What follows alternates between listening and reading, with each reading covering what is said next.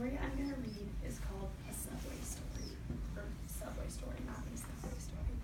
And it is by Julia Sarcone Roach. Throughout this story, be predicting what you think is going to happen, because when I read it for the first time, the ending surprised me, okay? So be thinking about what you think is going to happen next. When Jessie was born in St. Louis, Missouri, she weighed 75,122 pounds and was 51.5 feet long. She had a loud horn, 4 big fans, 4 large windows, bright lights for seeing, sturdy seats for sitting, and a gleaming coat of paint. She was a beautiful, shiny new subway car. Jessie arrived at her new home in New York City and got to work right away. She was strong and fast. People relied on her to get to their jobs or to school or to see their friends and family. Jessie traveled all over the big, bustling city. When the World's Fair began, Jessie had the special job of carrying visitors to the fairgrounds. Sometimes Jessie helped carry unusual things. She made sure to go slower around the curves so everyone and everything arrived safe. There's a tree and a cake. Sometimes musicians practiced on board, and Jessie was happy to provide some rumbles and clickety-clacks for their songs. Even the occasional pigeon came along for the ride. No matter who or what was on board, Jessie's favorite part of her route was the curve of the track right before her tunnel ducked under the river. She would speed up for the curve and then zip down with a screech of sparks shooting off her wheels. And even deep down under the river, Jessie could hear the echoing boom of the tugboats far up above her. If she passed another train, she always gave a friendly wink with a twinkle of her headlight. Over the years, Jessie saw the city change, and she had some changes of her own too. Her parts got fixed when they broke down, and she even got to change colors.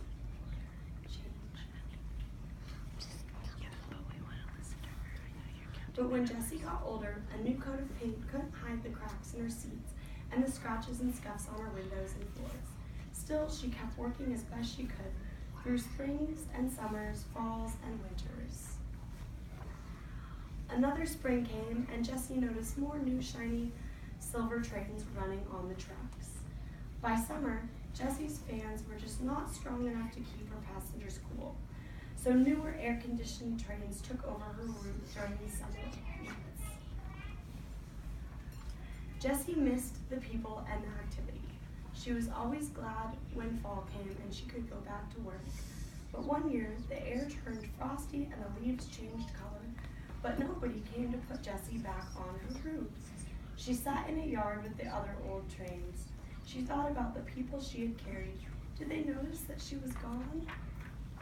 One day, workers came and moved Jessie inside. When they began removing her fans, Jessie was excited. Finally, I'm getting fixed, she thought. As they pulled out her seats and windows, Jessie began to feel much lighter. But when she felt something unbolting her doors, wait, she thought, my doors aren't broken, I need them. Instead of fixing her, the people were taking Jessie apart. Off came her lights, her signs, her brakes, and her horn too. Then they washed Jessie over and over again and left her with a group of other cleaned up subway cars. The cars were loaded onto a barge in the river, and a tugboat pulled the barge out of the city. As the waves got bigger, Jessie felt the breezes whistle through her empty windows. Curious fish peered up at them, and the barge moved into the open ocean.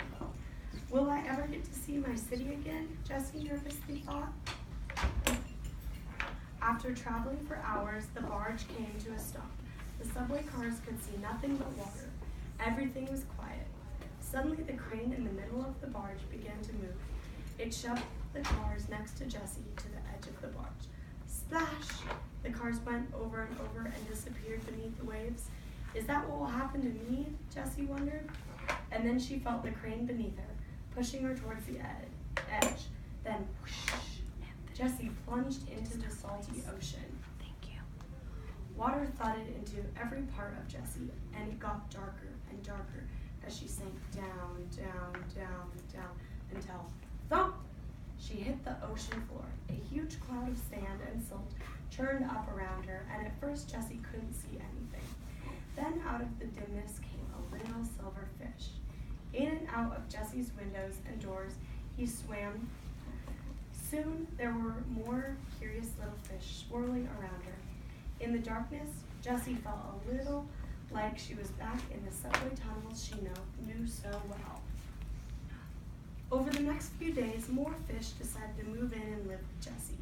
In the following weeks, shellfish settled inside, and plants began to grow all over her.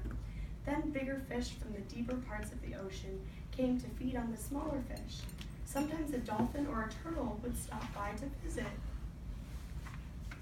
Now Jessie lives on the ocean floor. Tiny creatures called coral cling to the same poles that people held on to when Jessie lived and worked above ground. Hundreds of fish dart through the doors that people once used. Jessie was once an important part of the city where she lived. And now a whole city lives inside her. The end. That's cool. She lived in a city, and then a city of fish. That's not our. No.